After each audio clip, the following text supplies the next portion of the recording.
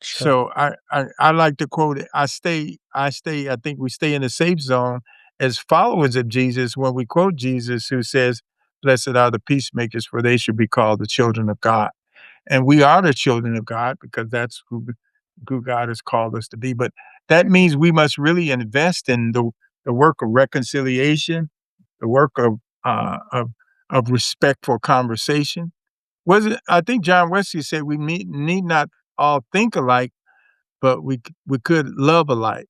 Hmm. And so Well, maybe I'm being Pollyannish or whatever they call it, well, don't I idealist. think maybe we need a little bit of a higher vision, a higher calling that some may call Pollyannish, but I think we need a greater vision, a bigger vision. I am curious though, in terms of seeing a greater vision, a God shaped, God-sized vision.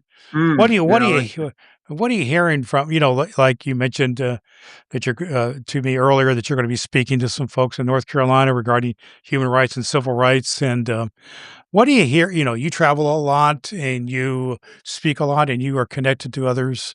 What are you hearing from the world at large? What are you hearing from people, and what are you sharing with people when you get together with them? What are people saying? What's their understanding of what's going on in the world right now? Are they anxious? Are they nervous? Are they gung ho? Are they thinking I think God's in? Where are they at? I think people are anxious and nervous because they feel like things are, there are very few things that they can consider being stable. They see a government and a president that seems sometimes irrational and unpredictable, uh, uh, uh, and then they wonder whether or not what is the direction. Does anybody really care about my ability to keep my health insurance and to put Oh food yeah, on my table, gas or prices, any number of things, right? yeah.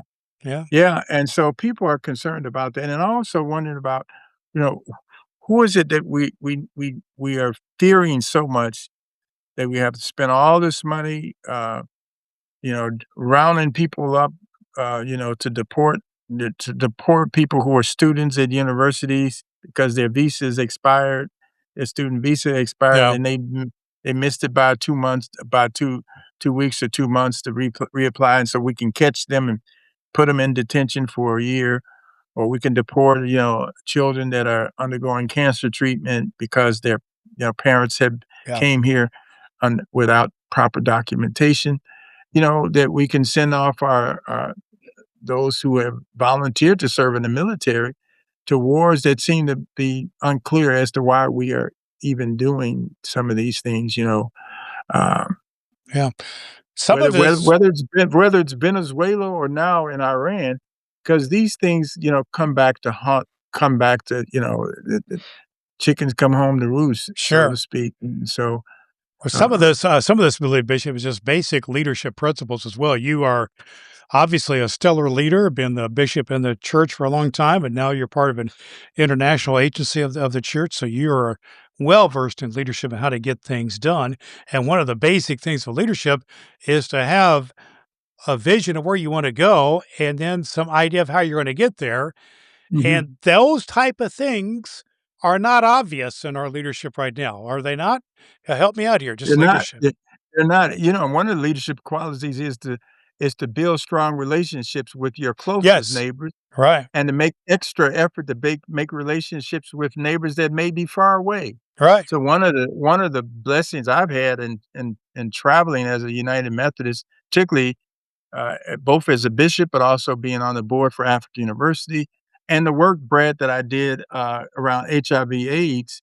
uh, I chaired the global committee right. on HIV/AIDS, and I realized, I said, I didn't know much about that, but to be able to go places and to understand people, you know, builds a lot of, goodwill, and I think we've done a poor job in recent years in investing in strengthening relationships to solve problems.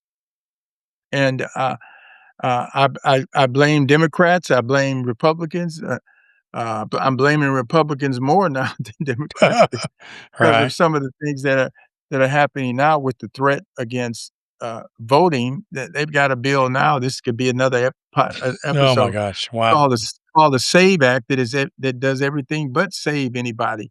It's about really suppressing people's opportunity to vote, people with who are disabled, people from tribal communities, Yeah, it is, people who like my mother, Brad, before she passed away, who had the ability to do mail-in ballots. At 90 something years old, she wasn't going to the poll to vote, right. and so so some of these things just don't make sense if we're trying to do what's best for the common good or the common man or common woman in our country or the globe. Well, so much as So so I much just I think and I think war is just a poor poor case of stewardship of resources. yeah, When people are starving and people are homeless, and I think we've already spent as much as $18 billion on this war, and I could be, if anything, that's a lowball figure. sure. Uh, that's billion with a And B. that's the money we spend, and how do you put value in all the human lives, snuffed out and many, many altered, uh, you know, many, many altered. Well, Bishop, let's bring us, around to how we can offer some practical guidance to people. We're Mhm. about encouragement, and what we've been talking about here for a few minutes, I just got to say it's pretty discouraging. War is pretty discouraging, and a lot of bad things happen. We've seen a lot of terrible images from this war, and let alone the war in Ukraine and other places of war, and Africa and other places are just going on, and just terrible things. But we also have wars of people with different interests and different Mhm. uh, agendas in our local churches, in our families, and Mhm. in political realms and local communities, local school boards, what have you. Um, what do you say to people who are trying to make peace, be peacemakers Mhm. in their own community, their own local church, their own family, who are kind of saying, this war thing is kind of getting close to home? What do we say? What are some practical advice we might give to that local pastor or that local church or people trying to make it happen in their community?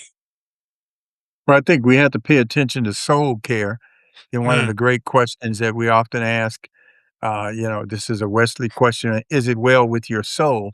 yes. So I do think we really need to pay attention to soul care, and to help people understand. We really have to find peace uh, uh, in our own hearts.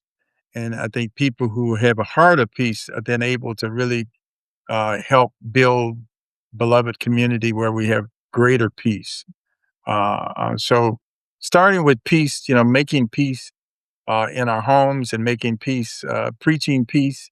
And also, I think we should not just trust God to do things that God may want us to do, Mm, and that is to say to our elected officials and say to our president, give your best effort and your pour your energy into what we are praying for, and that is that we have a world that is filled with more peace and less disharmony, less dissatisfaction, yeah, and less disrespect for people coming and going. Uh, I pray, I pray for our soldiers, but I also sure. pray for peace.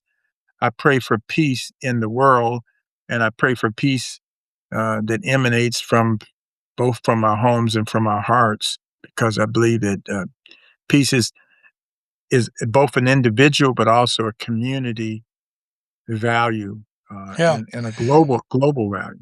But people have to be committed to doing the hard work of building relationships. It's not an easy thing to do, and I think dropping a bomb's a cop out. Whether it's dropping a bomb on Iran, or somebody drops a bomb in a board meeting at a church, or something about Mhm. anything that can happen there. You and I know that that can happen. So I'm not sure how you feel about that, but tell me about your thoughts about the commitment we as clergy, that we as Christians, United Methodist Christians, have to doing the hard work of actually, you know, when we turn the swords into plowshares, somebody's got to hammer it out.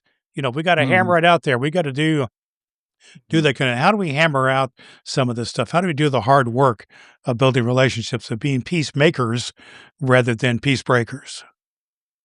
I like that, peacemakers instead of peace breakers.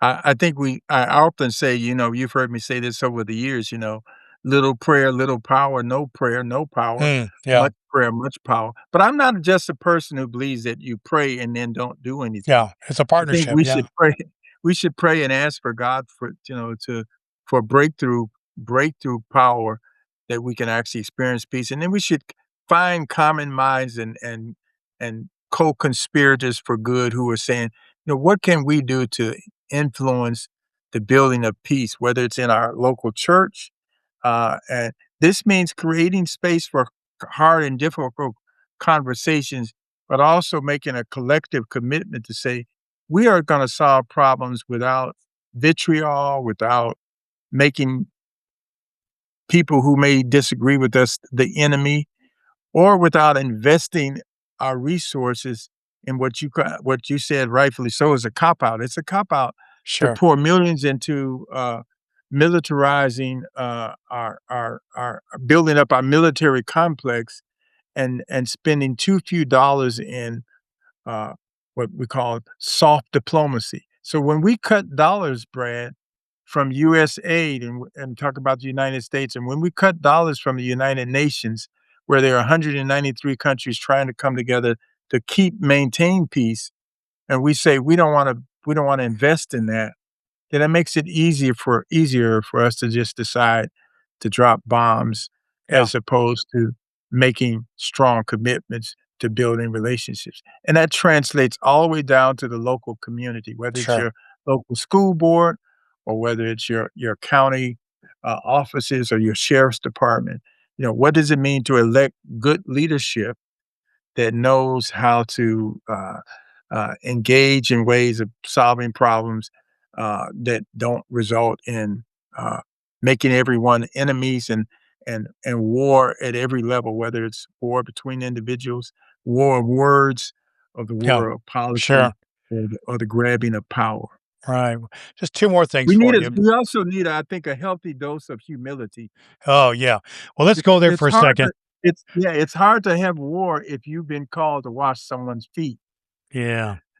Well, that brings me to just two more thoughts for you before we close our conversation.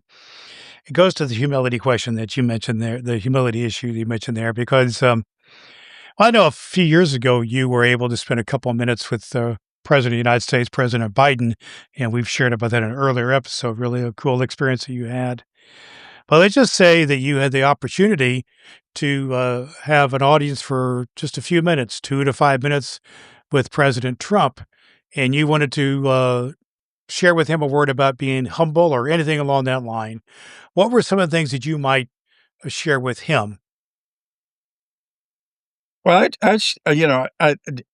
that's an interesting question. Never been asked before, Brad, and thank you for our friendship. But here's what I would say. Now that you've asked me that question, I would say, President Trump, is it anything you can do, given your great ability to the art of the deal to negotiate? Is there anything you can do, maybe by bringing together people to give the best advice for how you might bring about peace, more peace in the Middle East, ending the war in Iran and ending the war in Ukraine, Russia and Ukraine. Because if you can do those two things, bring us back from the brink of nuclear war. If you can do those two things, I really do believe that the Nobel Peace Prize is something that would be in the realm of possibility in the near future. If you could do those two things, Sure. and I believe that he really does want to receive a Nobel Peace Prize, Sure. but I think he's willing to try to bully somebody into doing it, as Well, opposed to what those. But I think if I think he does it. I think President Trump has the gift of bringing people together because sure. he's the president. Well, Just people in leadership have the gift to bring people together, well, and part of that's probably what I would say to him. What I did say to Biden, I think I recorded this, was I asked him to continue to see if we can reinstate the ban on assault weapons. Right, right. And he just nodded his head. I think he Sure. would, he was interested. He was in favor of that because he was responsible for the first ban on assault Right. weapons. Well, what is so interesting what you shared there just now, because and I have to admit, I sometimes feel this way. The one reaction is to recoil or to be defensive or to attack even. And what you shared there about what you would say to President Trump was basically an encouraging word to Mhm. encourage positive action. So let's end our conversation today with this, Bishop Trimble. What's an encouraging word that you would give to people who are in distress, who know that war is not the answer, but what encouraging word would you give them? I'd quote from scripture, Apostle Paul, Romans 12. If at possible, to the best of your ability, and I'll say it to me too, to the best of our ability, can we live at peace, peace in our own heart and peace with all people? Because if we can live with the example of peace, I think that can spread. Martin Luther King Jr. said, hatred cannot drive out hatred. Only love can do that. Darkness cannot drive out darkness. Only light can do that. So, to the best of your ability, live with peace and with peace with all people. Live with peace and peace with all people. What a great way to end our conversation today.